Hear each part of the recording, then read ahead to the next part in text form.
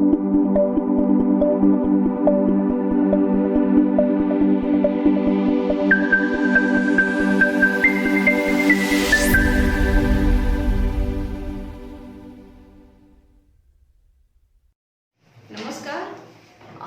अपने YouTube channel सृजल academy में आपका फिर से स्वागत है। चलिए आज हम लोग देखते हैं कि कुछ क्वेश्चन जो है, कुछ बच्चे कह रहे थे कि हम लोगों का एक बार एनटीपीसी का रिवाइज करिए। तो राज्य व्यवस्था के कुछ ऐसे प्रश्न जो एनटीपीसी के एग्जाम में आरआरबी द्वारा पूछे जा चुके हैं, उन क्वेश्चन का विभिन्न सालों में पूछे गए प्रश्नों का जो है क्वेश्चन हम लेके आए हैं उनके सॉल्यूशन के साथ। तो आप लोग देख लीजिए एक बार, यदि इन सारे पिछले क्वेश्चनों को रिवाइज कर लेंगे तो जरूर से जरूर इसमें से 2, 4, 10 क्वेश्चन तो फंसना ही फंसना है। तो आइए हम लोग लेके चलते हैं। तो देखिए पहला क्वेश्चन जो हमारा है, लोकसभा में किसी विधेयक को धर्म विधेयक के रूप में प्रमाणित करता है। तो देखिए एक क्वेश्चन से कई क्वेश्चन बन सकते हैं, तो आप लोग वीडियो को पूरा लास्ट तक देखिए। यदि तैयारी करना है सीरियसली वास्तव में तो वीडियो को देखा करिए, अन्यथा हम लोगों का पढ़ाने का कोई औचित्य नहीं है। तो देखिए यानी लोकसभा में किसी विधेयक को धर्म विधेयक के रूप में प्रमाणित करता है, तो इसका उत्तर क्या होगा? इसका उत्तर डायरेक्ट लोकसभा अध्यक्ष, यानी ये पावर हमें लोकसभा अध्यक्ष को होता है, किसी कोई विधेयक धर्म विधेयक है या नहीं है इसको प्रमाणित करने का अधिकार लोकसभा अध्यक्ष को होता है। देखिए अब इससे क्वेश्चन क्या बनेंगे? धर्म विधेयक संविधान के किस अनुच्छेद में है? ठीक है, एक ही क्वेश्चन से कई क्वेश्चन। रिवीजन का मतलब होता है कि उन सारे प्रारूप से जो जो क्वेश्चन बन सकते हैं वो आपके दिमाग में एक बार से रन करने लगे। तो धर्म विधेयक आप लोग 110 एकदम याद रखिएगा। धर्म विधेयक किस अनुच्छेद में है? धर्म विधेयक की परिभाषा किस अनुच्छेद में है? तो अनुच्छेद 110 में है। अब देखिए इसका सार टिक आप लोग याद रख लीजिएगा, कभी जीवन में नहीं भूलेगा आप लोगों को। देखिए धर्म विधेयक जो है यानी मनी बिल, इंग्लिश में क्या कहते हैं? Money bill. यम आप लोग लिख लीजिए, ओ लिख लीजिए, मनी हो गया, बीच में से यम को जो है हम ऐसे मिटा देंगे तो अनुच्छेद 110 आ जाएगा। यानी धर्म विधेयक किसमें है? मनी में है। मनी जो है आपका किस आर्टिकल कौन सा बन जाता है? तो 110 बन जाता है। ठीक है, अब देखिए अब क्वेश्चन पूछता है धर्म विधेयक को राज्यसभा में क्या प्रस्तुत किया जा सकता है? नहीं। अनुच्छेद 109 कहता है कि धर्म विधेयक को केवल लोकसभा में पेश किया जा सकता है, राज्यसभा में पेश नहीं किया जा सकता। अब देखिए दूसरा क्वेश्चन इससे क्या बनता है कि राज्यसभा किसी भी धर्म विधेयक को अपने पास कितने दिनों तक रोक सकती है? तो राज्यसभा धर्म विधेयक के मामले में उसके अधिकार बहुत सीमित होते हैं। वो सिर्फ किसी भी धर्म विधेयक को 14 दिन तक अपने पास रोक सकती है। 14 दिन के बाद यदि उस विधेयक पर पुनर्विचार करके वापस नहीं करती है तो उस विधेयक को पास समझा जाता है। तो कितने दिनों तक धर्म विधेयक को राज्यसभा रोक सकती है? 14 दिन। धर्म विधेयक संविधान के किस अनुच्छेद में? अनुच्छेद 110 में परिभाषित किया गया है। अब धर्म विधेयक को कौन प्रमाणित करता है? तो लोकसभा अध्यक्ष प्रमाणित करता है। 4-5 क्वेश्चन आपके बने, तो वीडियो को लास्ट तक देखिए। आपके सारे क्वेश्चन जो है इसी तरह जो है एक क्वेश्चन से कई क्वेश्चन बन सकता है। तो नेक्स्ट देखिए दूसरा जो हमारा क्वेश्चन है, मौलिक कर्तव्यों का प्रावधान किस देश के संविधान से लिया गया? मौलिक कर्तव्य, देखिए इससे एक बहुत अच्छा क्वेश्चन बनता है कि मूल संविधान में निम्न में से क्या नहीं था? उस ऑप्शन में दे देगा मौलिक अधिकार, मूल कर्तव्य, नीति निर्देशक तत्व और कोई एक ऑप्शन दे दे। तो आप ऑप्शन में आपका आंसर क्या हो जाएगा? तो मौलिक कर्तव्य, क्योंकि जब हमारा मूल संविधान था, मूल संविधान में मौलिक कर्तव्य का कोई उल्लेख नहीं किया गया था। मौलिक कर्तव्य को 42वां संविधान संशोधन 1976 द्वारा हमारे संविधान में जोड़ा गया था। ठीक है, अब इसमें क्वेश्चन पूछता है मौलिक कर्तव्यों का प्रावधान किस देश के संविधान से लिया गया। ये देखिए आरआरबी मुंबई लिख दिया गया है कि जिस क्वेश्चन के बाद में यानी किस एग्जाम में पूछा गया है तो वहां पे लिख दिया गया है, ताकि आप लोग मिला भी सकते हैं, अपने मन से कोई बनाया हुआ क्वेश्चन नहीं है। तो ये कहाँ है? पूर्व सोवियत संघ के संविधान से लिया गया। मौलिक कर्तव्यों का प्रावधान किस देश के संविधान से लिया गया है? तो पूर्व सोवियत संघ के संविधान से लिया गया है। और ऑप्शन में यदि पूर्व सोवियत संघ रहेगा तो पूर्व सोवियत संघ लगाएंगे, और नहीं रहने पे ऑप्शन में तब रसिया लगाएंगे। ध्यान रखिएगा, यदि दोनों ऑप्शन दे दिया रूस और पूर्व सोवियत संघ, तो आप किसको प्रेफर करेंगे? पूर्व सोवियत संघ को प्रेफर करेंगे। नेक्स्ट हमारा जो क्वेश्चन है, मौलिक अधिकार का उल्लेख संविधान के किस भाग में है? तो अब भाग जो है, किस भाग में मौलिक अधिकार दिया गया है? तो भाग 3 में। किस भाग में है भाई? भाग 3। अब मौलिक अधिकार यानी मूल संविधान में कितने क्वेश्चन बनेंगे? मूल संविधान में कितने प्रकार के मौलिक अधिकार था? मूल संविधान में 7 प्रकार के मौलिक अधिकार हमें प्राप्त थे। वर्तमान में कितने मौलिक अधिकार है? वर्तमान में 6 मौलिक अधिकार हमें प्राप्त हैं। तो कौन सा मूल अधिकार निकाल दिया गया है या हटा दिया गया है? तो संपत्ति के मौलिक अधिकार को निकाल दिया गया है। मूल अधिकार किस देश के संविधान से मूल अधिकार लिया गया है? तो अमेरिका के संविधान से लिया गया है। तो ये सारे क्वेश्चन जो बता गए हैं, इसीलिए कहा जाता है कि वीडियो को जो वीडियो मतलब पड़ी है प्लेलिस्ट में, शुरू से लास्ट तक क्रम वाइज आप लोग देखेंगे तो सारा क्वेश्चन अपने आप जो है आपके दिमाग में आने लगेगा। तो मौलिक अधिकार यानी अमेरिका के संविधान से लिया गया है। मौलिक अधिकार का जो संविधान सभा पढ़ेंगे तो मूलाधिकार कमेटी के अध्यक्ष कौन थे? तो अल्पसंख्यक और मूलाधिकार कमेटी के जो अध्यक्ष कौन थे? आपके सरदार वल्लभ भाई पटेल। तो ये संविधान के भाग 3 में है। संविधान के भाग 3 को और किस नाम से जाना जाता है? तो भारतीय संविधान का मैग्ना कार्टा। तो भारतीय संविधान में किस भाग को मैग्ना कार्टा कहा जाता है? तो भाग 3 को मैग्ना कार्टा कहा जाता है। तो देखिए एक साथ कितने क्वेश्चन तैयार हो रहे हैं। अब देखिए भारतीय संविधान में मौलिक कर्तव्यों को कब जोड़ा गया? देखिए क्वेश्चन आ गया, भारतीय संविधान में मौलिक कर्तव्य को कब जोड़ा गया? यहाँ पे दिया है किस देश के संविधान से लिया गया है, और यहाँ पे दिया है कब जोड़ा गया। कब जोड़ा गया भाई? 42वां संविधान संशोधन 1976 में जोड़ा गया। अब देखिए इसका एक ट्रिक है, 4 2 6 जोड़ लीजिए, 4 और 2 6। यदि ईयर पूछेगा तो 1976, यानी लास्ट में 6 आ रहा है तो 76, और 44वां संविधान संशोधन यदि आए तो 4 2 6 4 4 8, तो क्या हो जाएगा? 78। 44वां संविधान संशोधन 78 में हुआ और 42वां संविधान संशोधन 76 में हुआ। नेक्स्ट देखिए हमारा क्वेश्चन है, प्रथम लोकसभा अध्यक्ष कौन थे?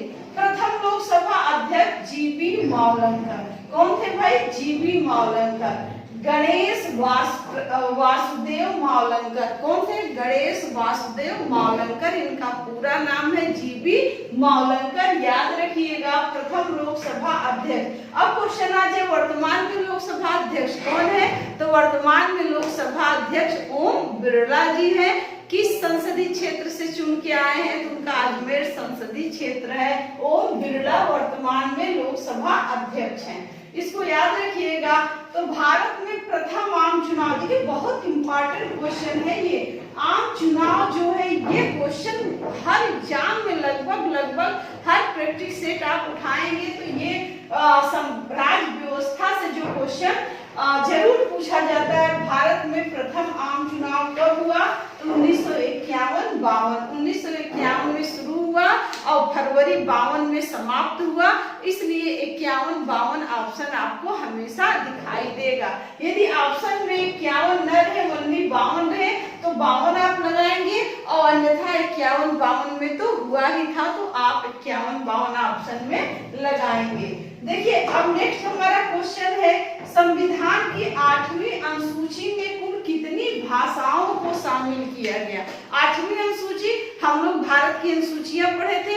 मूल संविधान में कितनी अनुसूचियां थी? 8 अनुसूचियां थी। वर्तमान में कितनी अनुसूचियां हैं? वर्तमान में जो है 12 अनुसूचियां हैं।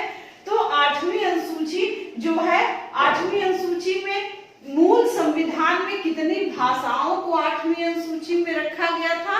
तो 14 भाषाओं को रखा गया था। लेकिन धीरे धीरे उसमें यानी 6 भाषाओं को आप लोगों को जोड़ा, 6 तो 8 भाषाओं को जोड़ा गया था बाद में। तो वो कितनी हो गई? वर्तमान में कुल 22 भाषाओं को रखा गया है। तो पहली जो भाषा है वो कब जोड़ा गया? यानी अगर पूछ दे 15वीं भाषा, तो सिंधी को जोड़ा गया था। कब जोड़ा गया? 21वां संविधान संशोधन 1967 द्वारा। 67 सिंधी अनुसूचियों का भाग आप देखेंगे तो एक बार आप जाके वहां रिवाइज कर लीजिएगा। 67 में सिंधी जोड़ा गया और 92 में क्या जोड़ा गया? आपका नमक जोड़ा गया था, नेपाली, कोंकणी और मणिपुरी। और 2003 में आपके बोडो, डोंगरी, संथाली, ये जो 4 भाषाओं को जोड़ा गया था 2003 में। तो ये देखिए संविधान के 8वीं अनुसूची में कुल कितनी भाषाओं को शामिल किया गया है? तो वर्तमान में कुल 22 भाषाएं शामिल है। ये क्वेश्चन आरआरबी भोपाल में आपका आ चुका है। नेक्स्ट क्वेश्चन है, किस संविधान संशोधन द्वारा मतदाता की आयु को घटाकर 21 वर्ष से 18 वर्ष कर दिया गया? वेरी वेरी इंपॉर्टेंट क्वेश्चन है। देखिए इससे क्वेश्चन हमेशा पूछता है 21 वर्ष से घटा करके मतदाताओं की आयु 18 वर्ष किस संविधान संशोधन द्वारा किया गया और किस सन में किया गया? दोनों इंपॉर्टेंट है।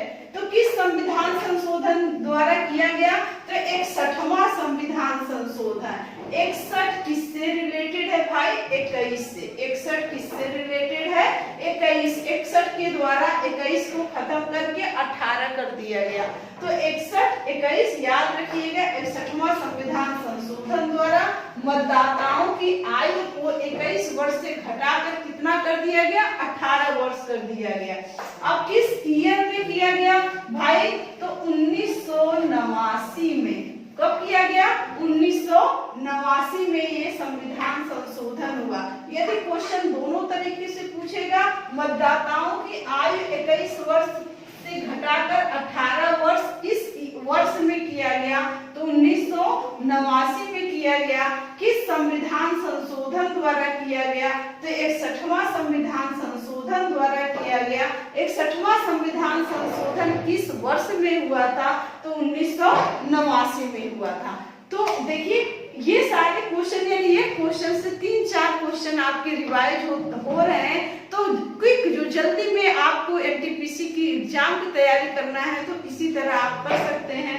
तो ये आपके जो सामने इस तरह के क्वेश्चन आपको हम अब हर वीडियो में लगभग दूसरे-तीसरे दिन वीडियो लेके आएंगे। राज्य व्यवस्था से जितने क्वेश्चन पूछे गए हैं उन सारे क्वेश्चन को इसी तरीके से जो है सॉल्व करवा देंगे।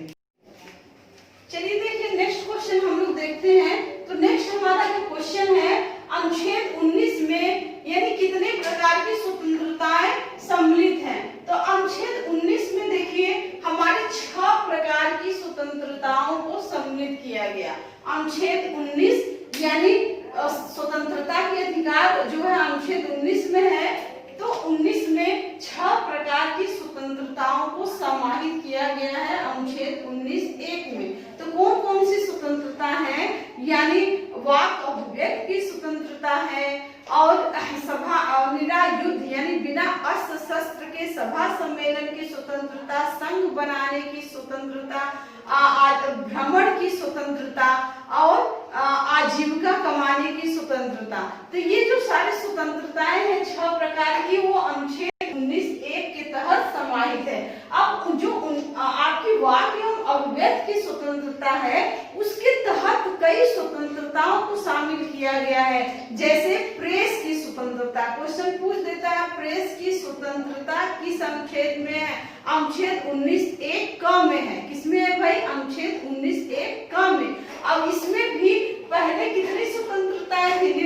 7 प्रकार की स्वतंत्रताएं अनुच्छेद 19(1) में थी, लेकिन इसमें जब 44वां संविधान संशोधन द्वारा संपत्ति के मौलिक अधिकार को यानी इस सूची से हटाया जा रहा था, तो अनुच्छेद 19(1)(6) में यानी क्रय विक्रय की स्वतंत्रताएं भी शामिल था, उसको भी समाप्त कर दिया गया।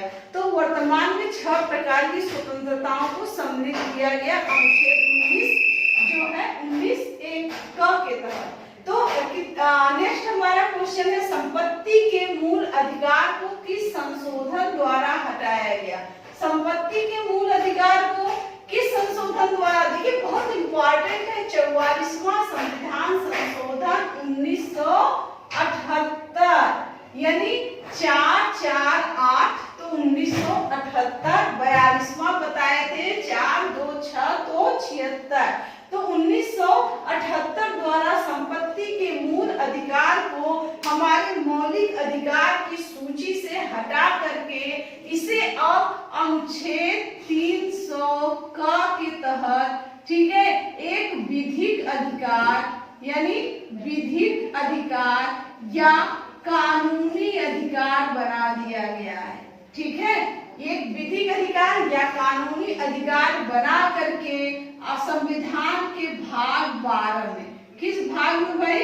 भाग 12 में इसको रखा गया है। तो ये सारे क्वेश्चन देखिए आपके तैयार होते हैं एक क्वेश्चन से, इसे रिवीजन कहा जाता है। तो किस संविधान संशोधन द्वारा शिक्षा को राज्य सूची से निकालकर समवर्ती सूची में स्थानांतरित कर दिया गया? देखिए मोस्ट इंपॉर्टेंट क्वेश्चन है। तो शिक्षा को राज्य सूची से, पहले तो क्वेश्चन यही बन जाता, शिक्षा किस सूची का विषय है? तो शिक्षा समवर्ती सूची का विषय है। 42वां संविधान संशोधन 1976 द्वारा इसे राज्य सूची से निकालकर समवर्ती सूची में रखा गया। कब? 42वें संविधान संशोधन द्वारा। अब समवर्ती सूची क्वेश्चन आ गया, समवर्ती सूची किस देश के संविधान से लिया गया है? तो ऑस्ट्रेलिया के संविधान से लिया गया है समवर्ती सूची। तो आप लोग पीछे के जो भी बच्चे पीछे का वीडियो देखे होंगे, पढ़े होंगे, तो ये सारे क्वेश्चन मतलब आपके जुबान पे होना चाहिए, दिमाग में। जैसे समवर्ती सूची, तो समवर्ती सूची क्या है? यानी इस पे कानून कौन बना सकता है? राज्य और केंद्र दोनों कानून बना सकता है। किस देश के संविधान से लिया गया है? तो ऑस्ट्रेलिया के संविधान से लिया गया है। इसमें कौन कौन से विषय हैं? जैसे वन, शिक्षा, विवाह, तलाक, ये जो है वो समवर्ती सूची का विषय है। ये सारे एक साथ क्वेश्चन आपके दिमाग में क्या करने चाहिए? रन करने चाहिए, तब आप एग्जाम को टक्कर देंगे। ठीक, नेक्स्ट है धन विधेयक को पेश किया जाता है। इसके पहले भी ये क्वेश्चन पूछ चुका था कि धन विधेयक कहाँ पे पेश किया जाता है या किस धन विधेयक को कौन प्रमाणित करता है? सिकंदराबाद में पीछे करवाया है, पूछ चुका है। तो धन विधेयक हमेशा किस में पेश किया जाता है? लोकसभा में।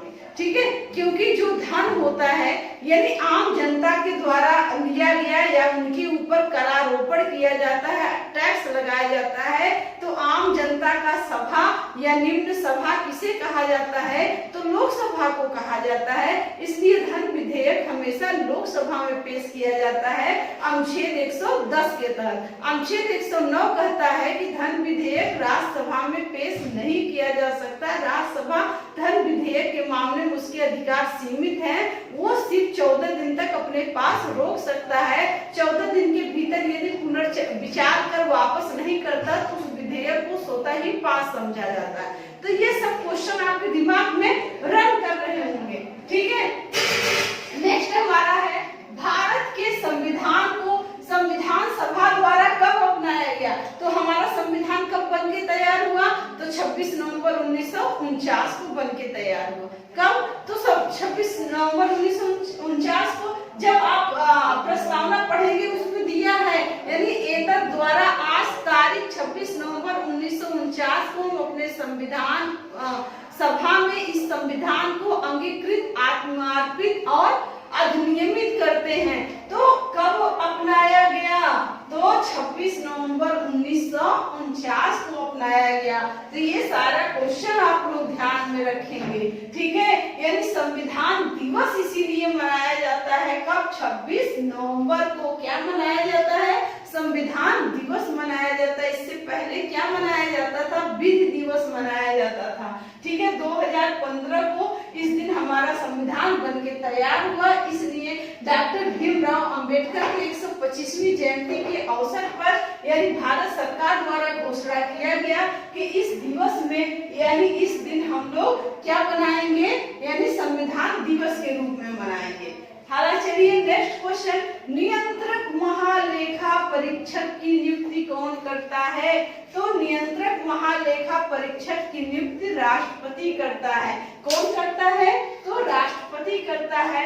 अब देखिए नियंत्रक महालेखा परीक्षक का उल्लेख किस अनुच्छेद में है? तो अनुच्छेद 148 से लेकर अनुच्छेद 151 तक में भारत के नियंत्रक महालेखा परीक्षक का विवरण है। क्वेश्चन ऐसे ही आम पूछ देता है कि नियंत्रक महालेखा परीक्षक का उल्लेख अनुच्छेद किस अनुच्छेद में है? तो अनुच्छेद 148 में। नियंत्रक महालेखा परीक्षक की का कार्यकाल कितने वर्ष का होता है? तो 6 वर्ष या 65 वर्ष की आयु तक, जो भी पहले हो, ठीक है, उतने साल तक इनका क्या होता है? कार्यकाल होता है। और इनकी नियुक्ति कौन करता है? राष्ट्रपति करता है। नेक्स्ट है, संविधान की प्रस्तावना में समाजवादी, धर्मनिरपेक्ष और अखंडता शब्द को कब जोड़ा गया? तो ये जो है हुबली यानी आरआरबी हुबली में प्रश्न पूछा गया। कब जोड़ा गया था? 42वां संविधान संशोधन 1976 द्वारा जोड़ा गया था। समाजवादी, धर्मनिरपेक्ष और अखंडता शब्द को, बहुत इंपॉर्टेंट दोनों शब्द हैं। संविधान की प्रस्तावना में कितनी बार संशोधन हुआ? तो 1 बार संशोधन हुआ। कब संशोधन हुआ था?